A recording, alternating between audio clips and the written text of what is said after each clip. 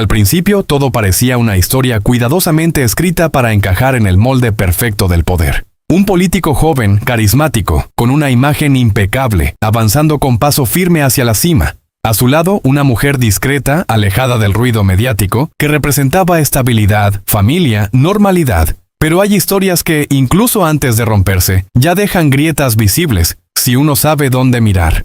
La vida privada de Enrique Peña Nieto nunca fue tan simple como se mostraba en público. Detrás de los actos oficiales, de las sonrisas calculadas y de los discursos medidos, existía una tensión silenciosa. Su esposa, Mónica Pretelini, no era una figura decorativa. Quienes la conocían hablaban de una mujer con carácter, con opiniones propias. Alguien que no siempre coincidía con el rumbo que tomaba la carrera política de su marido.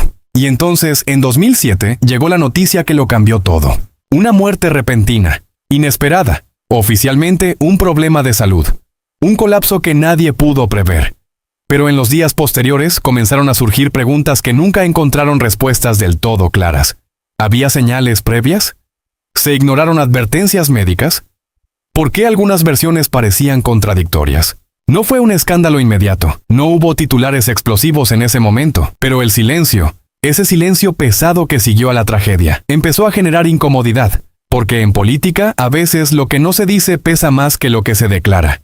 Peña Nieto, viudo, proyectó una imagen de duelo contenido, apariciones públicas medidas, gestos sobrios, palabras cuidadosamente elegidas. Era el retrato de un hombre golpeado por la vida, pero aún firme.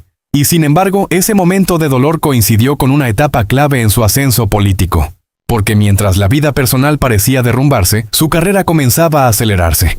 Apenas unos años después, una nueva figura apareció en escena. No era alguien cualquiera. Era una estrella de televisión. Una mujer conocida, admirada, seguida por millones. Angélica Rivera. Su relación no pasó desapercibida. Fue pública, mediática, casi cinematográfica. Una historia de amor que contrastaba radicalmente con la discreción del pasado. Para algunos era el renacer de un hombre que había sufrido. Para otros era algo más, una construcción estratégica. La boda, celebrada con gran exposición mediática, no solo unió a dos personas, también fusionó dos mundos, la política y el espectáculo. Y en ese cruce, la imagen de Peña Nieto se transformó. Ya no era solo el político eficiente, ahora era también el protagonista de una narrativa emocional que conectaba con el público. Pero aquí es donde la historia se vuelve más incómoda. Porque hay quienes sostienen que ese cambio de imagen no fue casual, que la transición del duelo a la nueva relación fue demasiado perfecta, demasiado oportuna, que en política incluso las emociones pueden convertirse en herramientas. No existen pruebas que confirmen teorías más oscuras sobre la muerte de su primera esposa, y sería irresponsable afirmarlo. Sin embargo, lo que sí existe es una cadena de coincidencias que, vistas en retrospectiva, generan inquietud. Una muerte repentina, un periodo de silencio, una reconstrucción mediática casi perfecta, y finalmente el ascenso al poder. ¿Fue simplemente la evolución natural de un hombre que siguió adelante después de una tragedia personal? ¿O hubo una narrativa cuidadosamente gestionada para moldear la percepción pública? En el corazón de esta historia no hay certezas absolutas, sino zonas grises, espacios donde la verdad se mezcla con la percepción y donde cada observador construye su propia versión.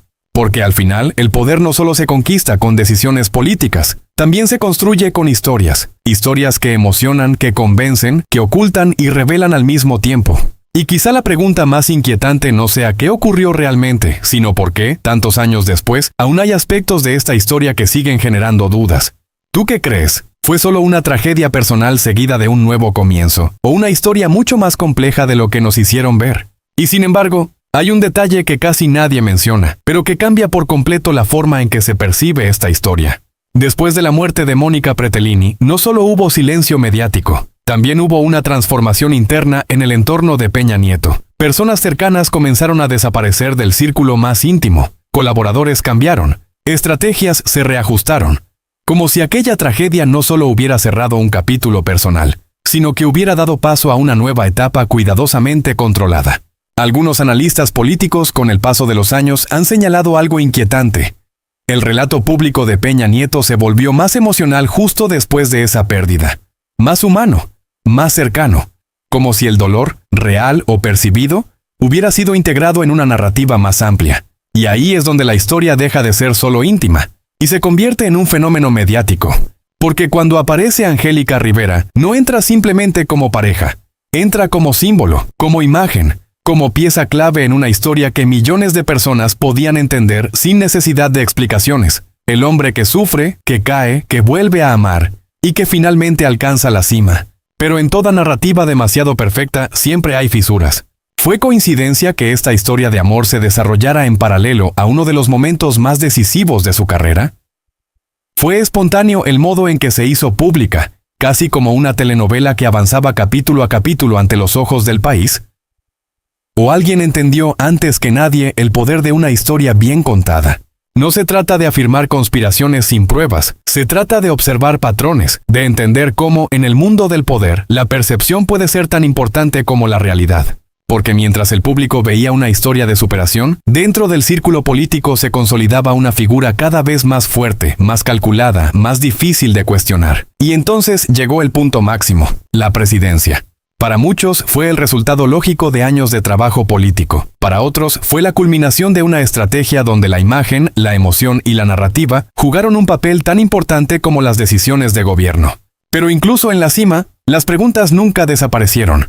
Con el paso del tiempo, nuevas controversias, escándalos y críticas volvieron a poner bajo la lupa no solo su gestión, sino también su historia personal. Y es ahí cuando el pasado regresa, incómodo, persistente, como una sombra que nunca termina de disiparse.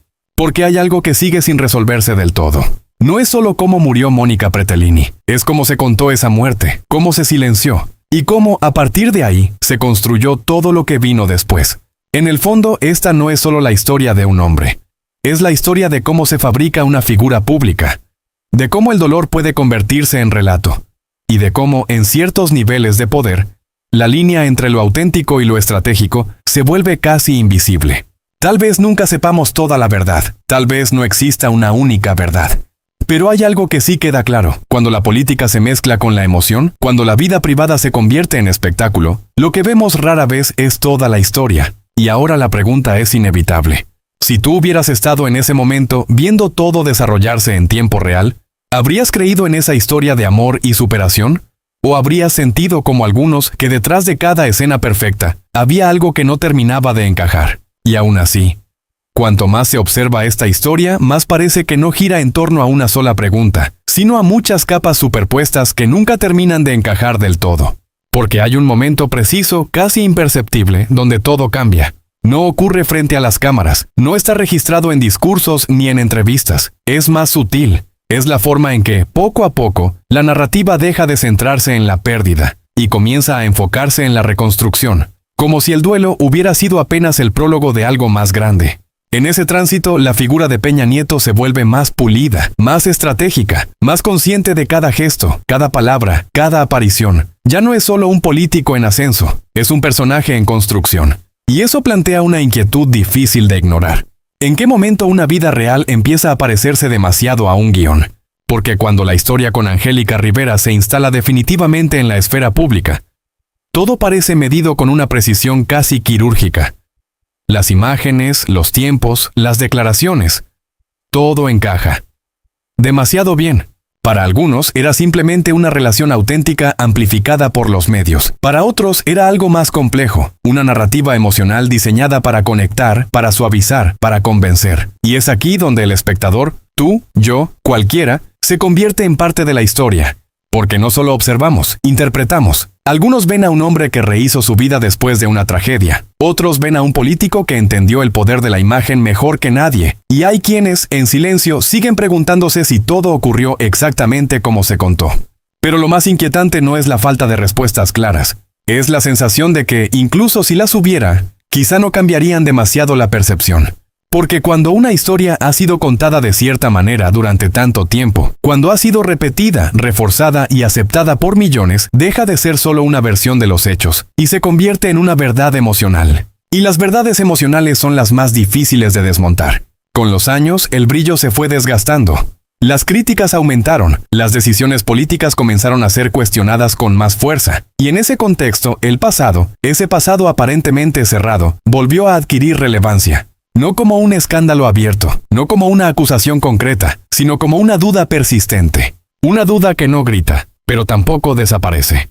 Porque al final, lo que queda no es solo la historia de una muerte ni la de una boda. Es la historia de cómo se construye una imagen pública en uno de los niveles más altos de poder, de cómo las emociones pueden convertirse en herramientas, y de cómo a veces las coincidencias son tan precisas que dejan de parecer casuales. Quizá nunca sepamos qué ocurrió realmente en la intimidad de esos momentos clave.